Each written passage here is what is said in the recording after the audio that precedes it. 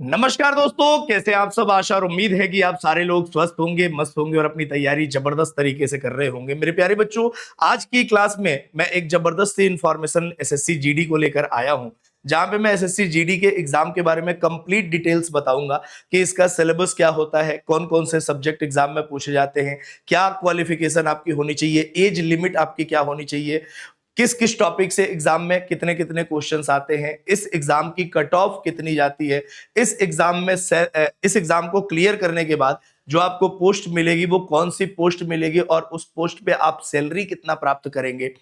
इन तमाम बातों के बारे में हम डिस्कशन करने वाले हैं आज के इस सेशन में। उम्मीद करता हूं कि सारे लोग तैयार होंगे। और मेरे प्यारे बच्चों, आपको पता है कि ये बहुत ही अवेटेड वैकेंसीज होती हैं बहुत सारे ऐसे स्टूडेंट्स के लिए जिन्होंने एक वर्दी का सपना देखा है। क्योंकि बहुत सारे बच्चे ऐसे होते हैं ना, जिनका बचपन से ही ये सपना होता है कि यार मैं भी एक नौकरी ऐसी करता जो वर्दी वाली नौकरी हो। और वर्दी वाली नौकरी की बात ही अलग है। वर्दी वाली नौकरी की आपको पता है हनक ही अलग होती है।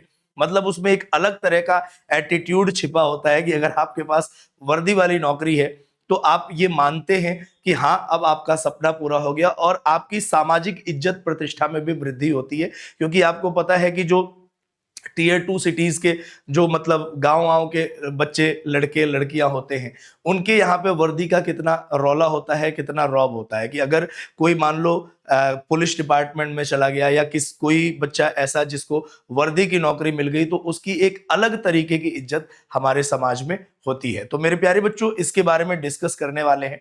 एसएससी जीडी की जो नई भर्ती 2026 की आने वाली है उसके बारे में कंप्लीट डिटेल्स आज की क्लास में हम डिस्कस करेंगे। तो चलिए आइए स्टार्ट करते हैं प्यारे बच्चों। सबसे पहले अगर हम बात करें एसएससी जीडी 2026 का नोटिफिकेशन कब आएगा और कौन सा कमीशन एग्जाम इसको करवाता है, तो मेरे प्यारे बच्चों देखो, एग्जाम कंडक्टिंग बॉडी आपकी एसएससी है। क्यों? क्योंकि हम बार बार एसएससी जीडी बोलते हैं, एसएससी जीडी बोलते हैं। तो एग्जाम कंडक्ट करवाने वाली बॉडी आपकी एसएससी होगी, एसएससी आपका एग्जाम कंडक्ट करवाएगी। ठीक है।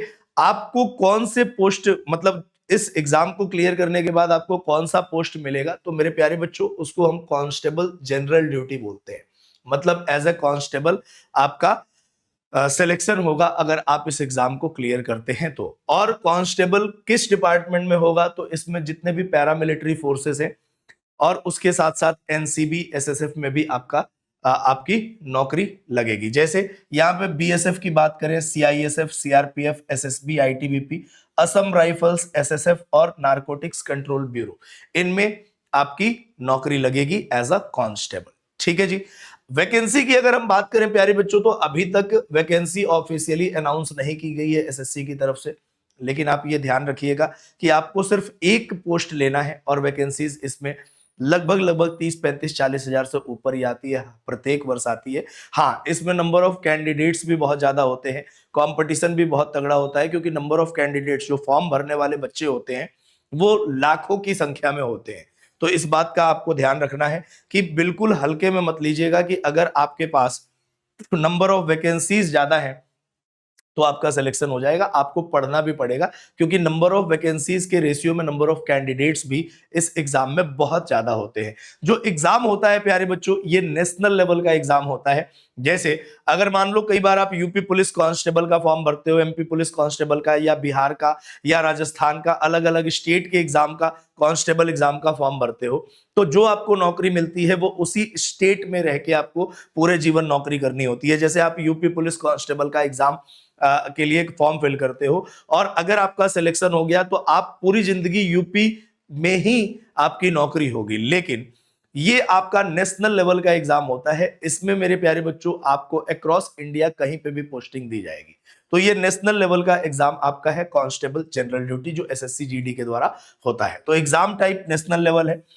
मेरे प्यारे बच्चों, रजिस्ट्रेशन डेट्स कब से स्टार्ट होंगे, तो देखो एसएससी का जो नोटिफिकेशन, जो कैलेंडर जारी किया था एसएससी ने, उसमें तो ये बोला था, देखो आपके सामने SSC GD in central armed police forces, ठीक है, इसमें इन्होंने बोला था कि अक्टूबर 25 में आपका कैलेंडर जारी हो जाएगा और नवंबर 25 तक आपका अंतिम रजिस्ट्रेशन डेट होगा। लेकिन अभी तक आपका मतलब डेट ऑफ एडवर्टीजमेंट अक्टूबर 25 था, लेकिन अभी तक आया नहीं है।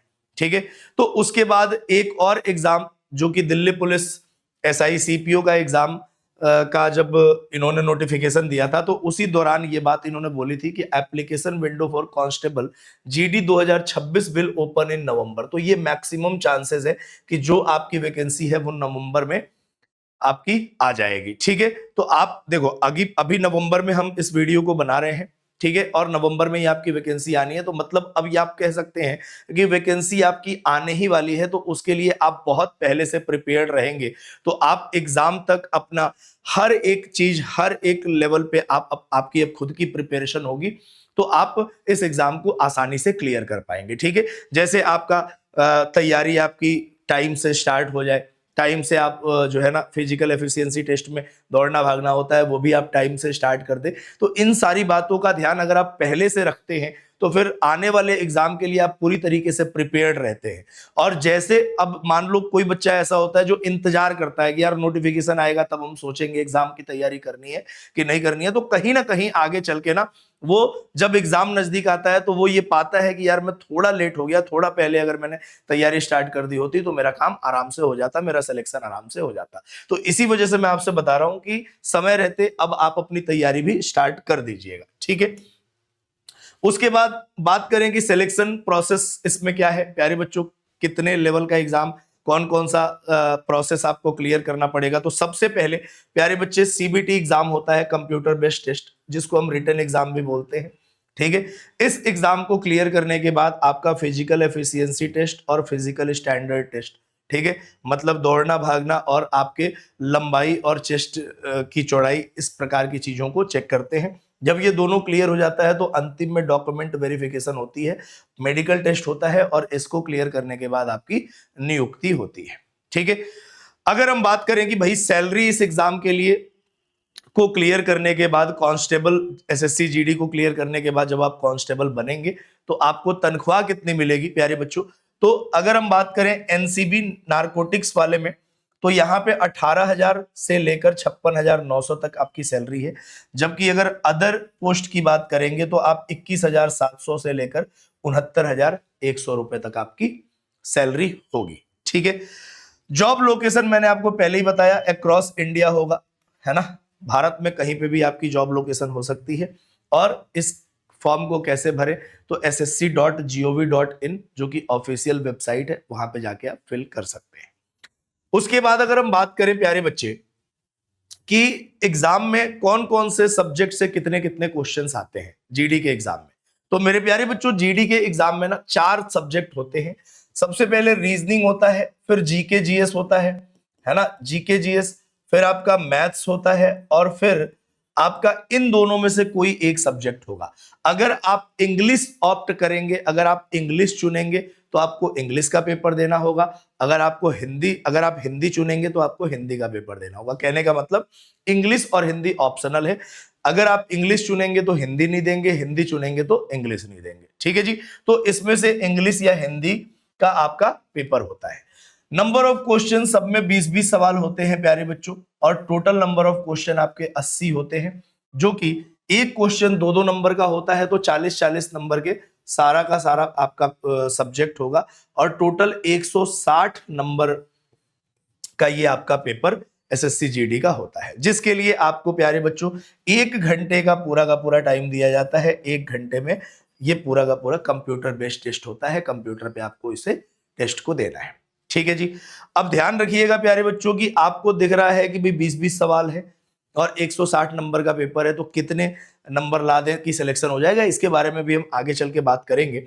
लेकिन मेरे प्यारे बच्चों अगर हम बात करें कि सर इसकी एज लिमिट क्या होती है, ठीक है, कि कितने वर्ष तक हम इस फॉर्म को फिल कर सकते हैं, तो उसके बारे में बात करते हैं। मेरे प्यारे बच्चों एज लिमिट जो है ना वो 18 से लेकर 23 वर्ष है। जो आपकी उम्र होनी चाहिए फॉर्म भरने के दौरान 18 और 23 के बीच में होनी चाहिए।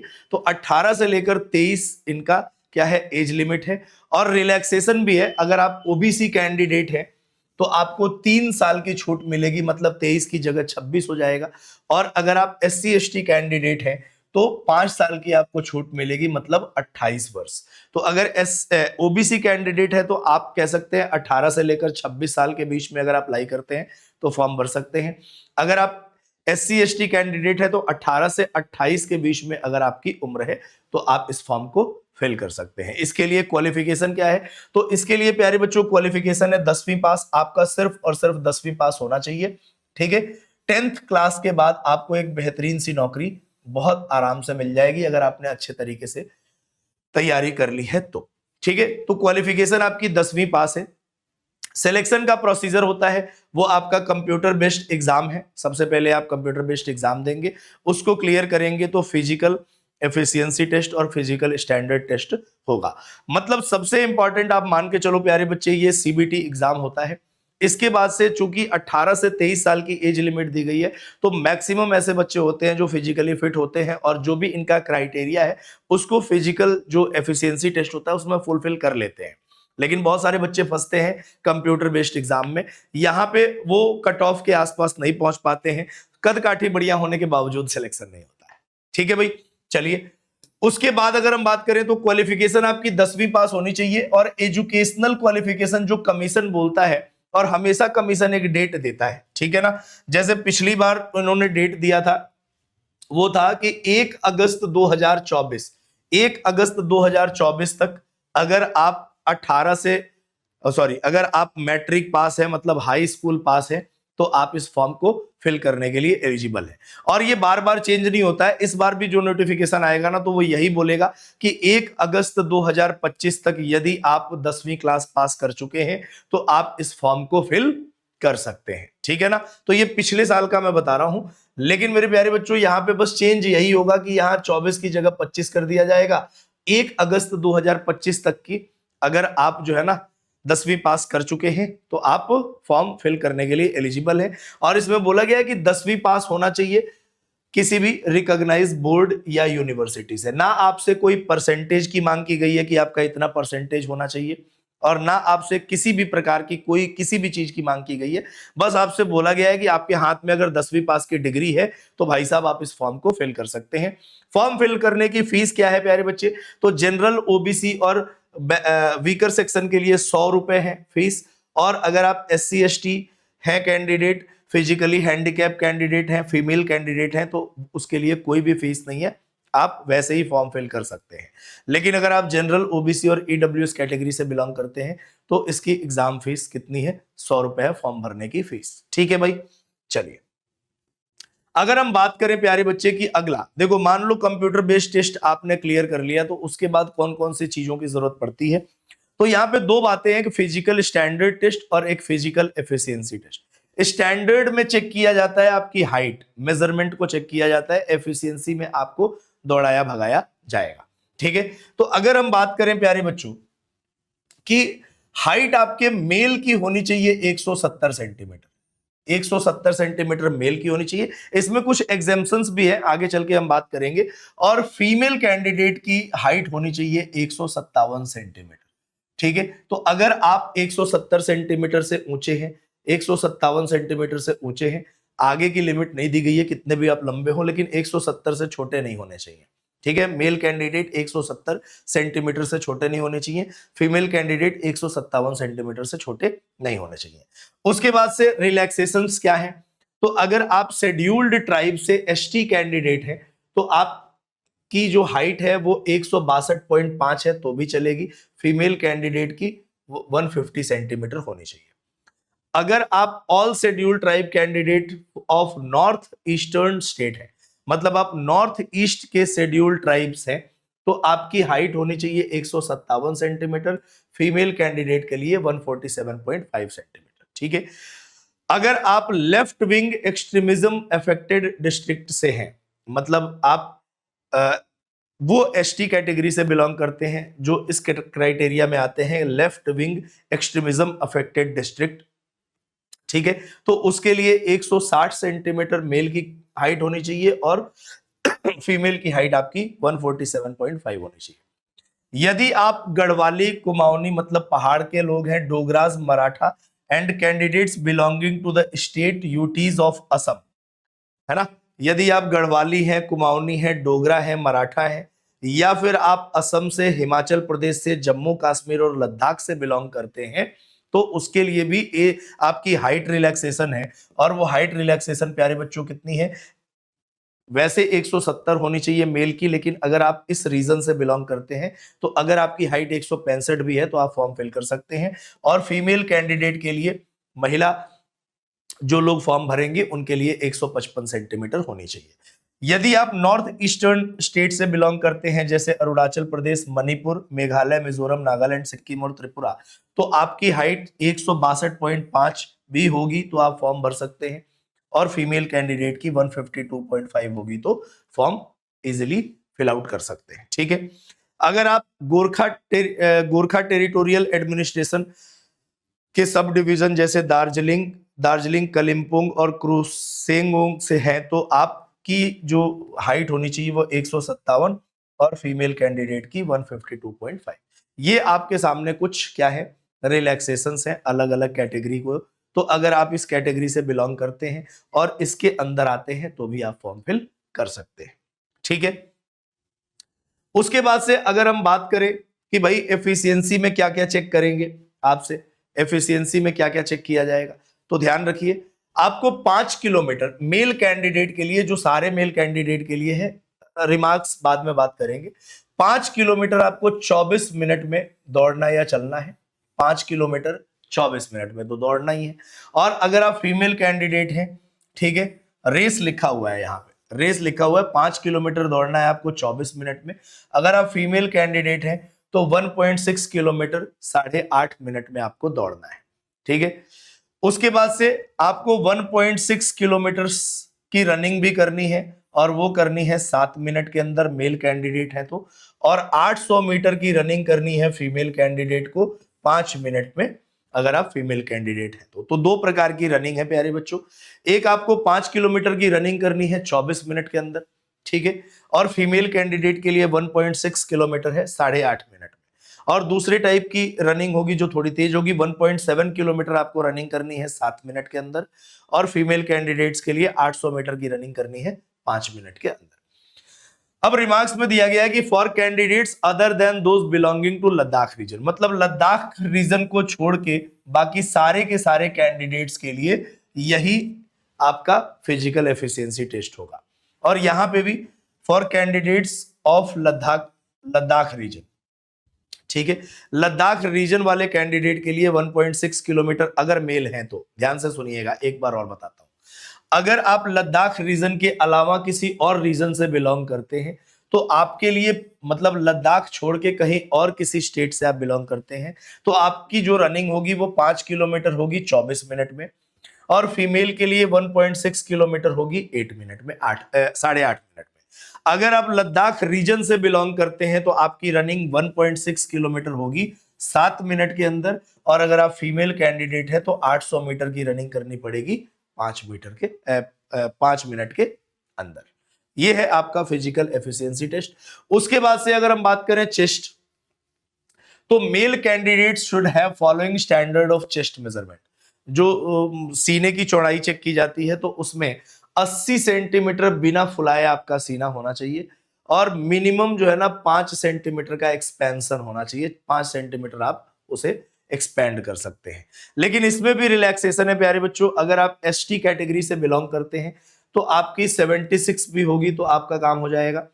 अगर आप गढ़वाली, कुमाऊनी, डोगरा, मराठा, असम, हिमाचल और जम्मू कश्मीर और लद्दाख से बिलोंग करते हैं तो आपके सीने का एक्सपेंशन 78 होना चाहिए, सीने की चौड़ाई 78 होनी चाहिए। और अगर आप नॉर्थ ईस्टर्न स्टेट जैसे अरुणाचल प्रदेश, मणिपुर, मेघालय, मिजोरम, नागालैंड, सिक्किम, त्रिपुरा और गोरखा टेरिटोरियल एडमिनिस्ट्रेशन से बिलोंग करते हैं तो 77 आपकी होनी चाहिए चेस्ट की चौड़ाई, सीने की चौड़ाई। ठीक है भाई, ये आपका फिजिकल एफिशिएंसी टेस्ट के अंतर्गत ही आता है।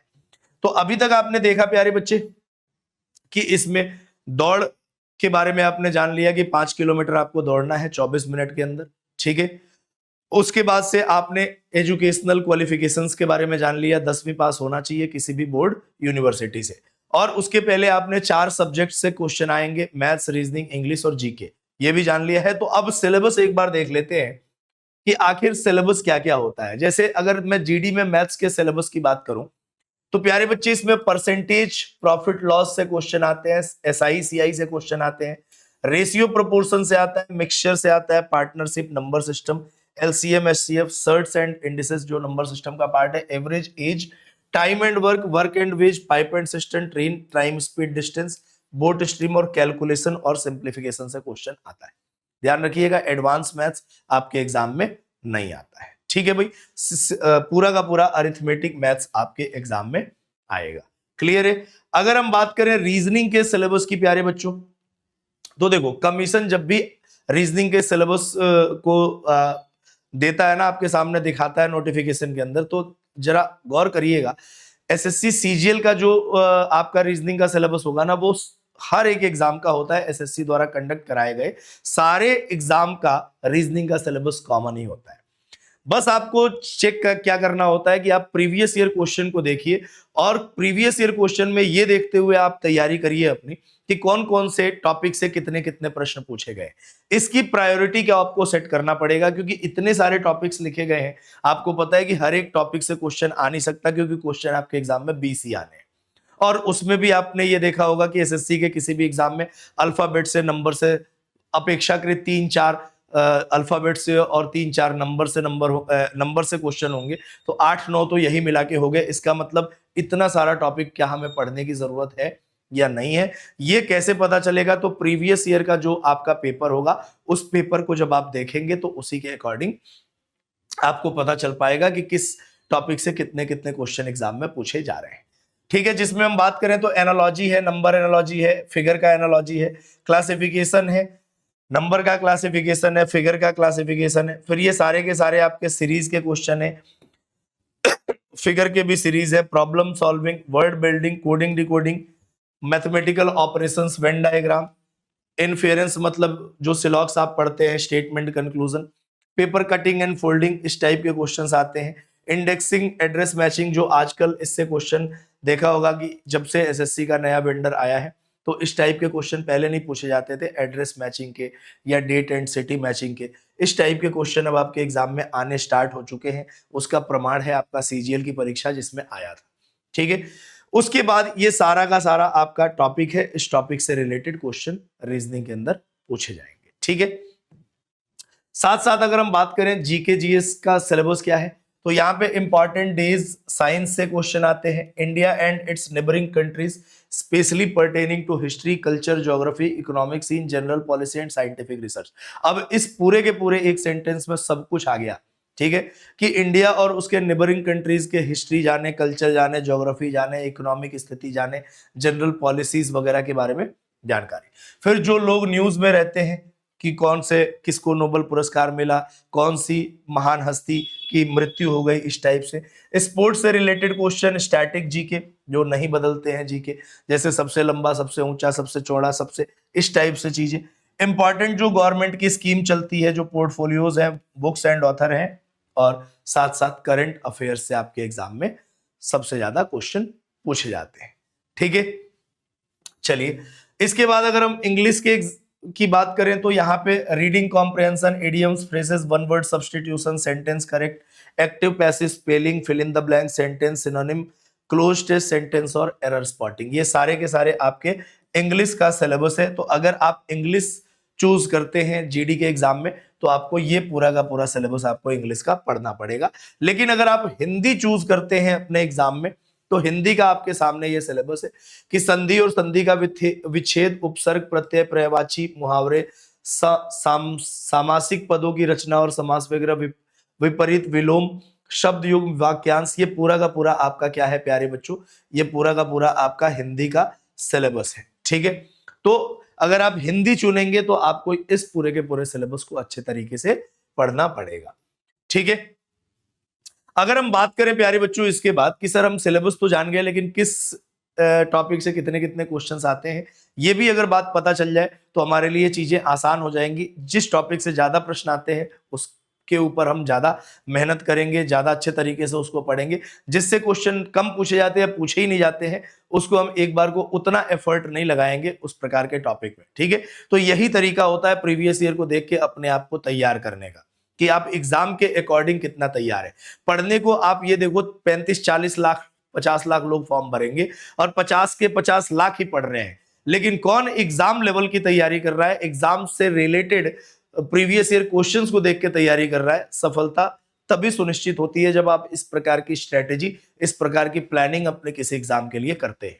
ठीक है, अगर हम बात करें प्यारे बच्चे जीके जीएस में, तो करंट अफेयर से लगभग 8 से 10 क्वेश्चन आपके एग्जाम में पूछे जाते हैं और बाकी बचे जो सवाल हैं वो आपके स्टैटिक जीके से पूछे जाते हैं। ठीक है, तो आपने देखा कि स्टैटिक जीके से ज्यादा प्रश्न होता है, साथ साथ करंट अफेयर से भी आपके एग्जाम में ज्यादा प्रश्न पूछे जाते हैं। ठीक है, तो जितना आप इतिहास, भूगोल, ये सारी चीजें पढ़ोगे वो इरेलेवेंट क्यों हो जाता है, क्योंकि स्टैटिक जीके में अगर वो आया तो आया, नहीं तो करंट अफेयर से सबसे मैक्सिमम क्वेश्चंस करंट अफेयर से आ रहे हैं। अगर हम बात करें रीजनिंग की, तो देखिए आपके एनालॉजी से 2 से 3 प्रश्न आ रहे हैं, कोडिंग डिकोडिंग से एग्जाम में 2 से 3 प्रश्न आने की संभावना होती है। क्लासिफिकेशन, जिसको हम ऑड वन आउट भी कई बार बोल देते हैं, ठीक है, इससे भी 1 से 2 प्रश्न आते हैं। सीरीज चाहे आपके अल्फाबेट की हो चाहे नंबर की हो, उससे भी रिलेटेड 1 से 2 प्रश्न आते हैं। रैंकिंग से 2 से 3 प्रश्न आते हैं। डायरेक्शन से 1 से 2। क्लॉक एंड कैलेंडर, तो इसमें क्लॉक से तो अभी तक पूछा नहीं गया, कैलेंडर से कई बार एग्जाम में क्वेश्चन पूछ लिया जाता है, तो कई बार नहीं भी पूछा जाता है, तो 1 0 से 1। अल्फाबेट और वर्ड टेस्ट से 2 से 3 प्रश्न पूछे जाते हैं। वेन डायग्राम से 2 से 3। पजल से आपके, ध्यान रखिएगा, जीडी के एग्जाम में पजल और सेटिंग अरेंजमेंट से बहुत क्वेश्चन पूछे जाते हैं, इस बात का आपको ख्याल रखना है। ठीक है, तो यहाँ पे पजल और सेटिंग अरेंजमेंट, आप कहोगे ना कि सर सीजीएल के एग्जाम में तो सेटिंग अरेंजमेंट से क्वेश्चन पूछे ही नहीं जाते, बिल्कुल नहीं पूछा जाते, लेकिन जीडी के एग्जाम में सेटिंग अरेंजमेंट और पजल से क्वेश्चन पूछे जाते हैं, ध्यान रखिएगा, 2 से 3। ब्लड रिलेशन से 1 से 2 और सिलोगिज्म से 1 से 2। तो आप अगर इस तरीके से इन चीजों को ध्यान में रख के, क्योंकि ये प्रीवियस जो भी आपका एग्जाम हुआ है उसी से ये नंबर्स बाहर निकाले गए हैं, तो अगर इसको ध्यान में रख के आप अपनी तैयारी करते हैं तो आप एग्जाम ओरिएंटेड तैयारी कर पाएंगे, मतलब एग्जाम निकालने लायक तैयारी कर पाएंगे, वरना तो पढ़ तो सब रहे हैं, है कि नहीं। अगर मैं बात करूं प्यारे बच्चे मैथ्स के, मैथ्स में किस किस टॉपिक से कितने क्वेश्चन पूछे जाते हैं, तो भाई मिक्सचर से 1 से 2, रेशियो प्रोपोर्शन से, सिंप्लीफिकेशन से, अलजेब्रा से, प्रॉफिट लॉस से, परसेंटेज से, एवरेज से, स्पीड टाइम डिस्टेंस से, मेंसुरेशन से, एसआई सीआई से और डीआई से आपके एग्जाम में क्वेश्चन पूछे जाते हैं। ठीक है, इंग्लिश की अगर हम बात करें तो एरर से, fill in the blanks, cloze test, synonym, phrase, one word substitution, reading और स्पेलिंग से आपके एग्जाम में क्वेश्चन पूछे जाते हैं। ठीक है, तो आप इसको देख के अपनी तैयारी को एग्जाम ओरिएंटेड बना सकते हैं। बात करें कि लास्ट ईयर कट ऑफ क्या थी, इसके बारे में अगर हम डिस्कस करें कि सर कितने नंबर ला दें कि हम इस एग्जाम को क्लियर कर पाएंगे, तो मैंने अभी कहा ना कि कट ऑफ जो है ना बहुत तेजी से आगे बढ़ी है। अगर 2018-19 की कट ऑफ देखें तो मात्र 75 नंबर थी जनरल कैटेगरी, लेकिन जैसे ही आप 2021 में आ रहे हो जनरल कैटेगरी की कट ऑफ 85 हो गई, 10 नंबर बढ़ गया, और जैसे ही आप 2022 के अंदर आए तो सीधा सीधा 142 हो गया। लेकिन ध्यान रखिएगा ये 142 नॉर्मलाइज्ड मार्क्स है, ठीक है ना, ये 142 आपका नॉर्मलाइज्ड मार्क्स है, लेकिन कहीं ना कहीं कट ऑफ तो बहुत तेजी से बढ़ी है। अगर मैं बात करूं अभी के कट ऑफ की, तो मेरे प्यारे बच्चों अगर आप अभी की कट ऑफ देखेंगे तो एनसीबी की अगर आप बात करेंगे तो एनसीबी में 139 नंबर एसटी कैटेगरी की कट ऑफ गई है, ईएसएम की 105 गई है और 147 गई है आपके ओबीसी वाले बच्चों की। ठीक है, क्योंकि आपको पता है कि यहाँ पे अलग अलग एग्जाम के, मतलब अलग अलग पोस्ट के लिए अलग अलग कट ऑफ होती है, तो उसको आप ध्यान से देखिएगा। एनसीबी की यहाँ पे जनरल कैटेगरी की 148 नंबर कट ऑफ गई है। फिर एसएसएफ की अगर बात करें तो एसएसएफ में 144 नंबर है, ईडब्ल्यूएस की, एससी की 138 नंबर है, एसटी की 137 नंबर है। ठीक है भाई, उसके बाद से ईएसएम की आपकी 103 नंबर है, ओबीसी की 145 है और जनरल की 147 कट ऑफ गई। ठीक है, लेकिन इस बात का ख्याल रखिएगा कि जब आप एग्जाम दें और आपके सामने 160 नंबर का पेपर है, तो कम से कम मेरे प्यारे बच्चों 120 प्लस आपका टारगेट होना चाहिए एक नौकरी हाथ में लेने के लिए, कि आप 120 नंबर आपके कम से कम आने चाहिए एग्जाम के अंदर, जिससे कि आपके हाथ में एक नौकरी आ जाए। ठीक है, क्योंकि नॉर्मलाइजेशन के बाद अमूमन आपकी एक्यूरेसी बढ़िया होगी, आपने सवाल कम किए होंगे, कम गलत किए होंगे, तो ऑटोमेटिकली 5-10 नंबर का आपको बेनिफिट तो मिलता है। तो 120 से 130 के बीच में आउट ऑफ 160 नंबर आपका कम से कम मार्क्स होना चाहिए। अगर हम फीमेल कैंडिडेट की बात करें प्यारे बच्चों, तो अगेन देखिए एनसीबी के का जो है ना ईडब्ल्यूएस का 142 है, ओबीसी का 142 है और जनरल का 143 है। ठीक है भाई, तो इस चीज का आपको ख्याल रखना है कि कट ऑफ भी इसकी बहुत जबरदस्त जाती है। तो ये आपका पूरा का पूरा संपूर्ण जानकारी है एसएससी जीडी कांस्टेबल एग्जाम के लिए, जहां पे आपने देखा कि नोटिफिकेशन कब आना है आपके एग्जाम का। एजुकेशनल क्वालिफिकेशन क्या हो सकती है, तो 10वीं पास है। उम्र आपकी 18 से 23 साल तक होनी चाहिए। अगर आप ओबीसी कैंडिडेट है तो 3 साल का रिलैक्सेशन मिलता है। अगर आप SC ST कैंडिडेट है तो आपको 5 साल का रिलैक्सेशन मिलता है। उसके बाद कौन कौन से सब्जेक्ट से क्वेश्चन पूछे जाते हैं, कितने कितने सवाल पूछे जाते हैं। पेपर आपका 160 नंबर का होता है, 80 सवाल आपके पूछे जाएंगे। फिजिकल एफिशिएंसी और स्टैंडर्ड टेस्ट को भी आपने अच्छे तरीके से देख लिया। और अगर इतनी बातों को सुनने के बाद आपको लगता है कि हाँ ये वैकेंसी आप अच्छे तरीके से टारगेट प्यारे बच्चों कर सकते हैं और आपका सपना है वाकई में वर्दी वाली नौकरी करने का, तो उसी सपने को उड़ान देने के लिए ये दृष्टि परिवार आपके लिए लेके आया है एसएससी जीडी जो अपकमिंग नई भर्ती है उसके लिए एक लाइव डेडिकेटेड बैच प्यारे बच्चों। और ये बैच आपका 3 नवंबर से स्टार्ट हो रहा है। तो अगर आपका सपना वाकई में है कि वर्दी वाली नौकरी करें और आपको लग रहा है कि अगर मैं बहुत अच्छे तरीके से तैयारी करूं, एक बार सिलेबस को पढ़ के बहुत अच्छे से तैयारी करूं, तो मैं भी इस सपने को पूरा कर सकता हूं। तो उस सपने को पूरा करने के लिए हम आपके सामने लाइव बैच लेके आए हैं। 3 नवंबर से स्टार्ट हो रहा है और इसमें अधिक जानकारी के लिए आप इस नंबर पे कॉल करके पता कर सकते हैं कि इसमें और क्या क्या चीजें आपको प्राप्त होने वाली हैं और साथ साथ अपने कि कितने का बैच है। ये सारी की सारी जानकारियां आप इस नंबर पे कॉल करके पता कर सकते हैं प्यारे बच्चों। तो ये पूरा का पूरा कंप्लीट इंफॉर्मेशन एसएससी जीडी के बारे में मैंने दिया। उम्मीद है कि आपको अच्छे तरीके से सारी एसएससी जीडी की छोटी से छोटी और बड़ी से बड़ी बातें आपको अच्छे तरीके से समझ में आ चुकी होंगी। बावजूद इसके अगर आपको कोई डाउट होता है तो आप कमेंट बॉक्स में अपने डाउट जरूर लिख दीजिएगा।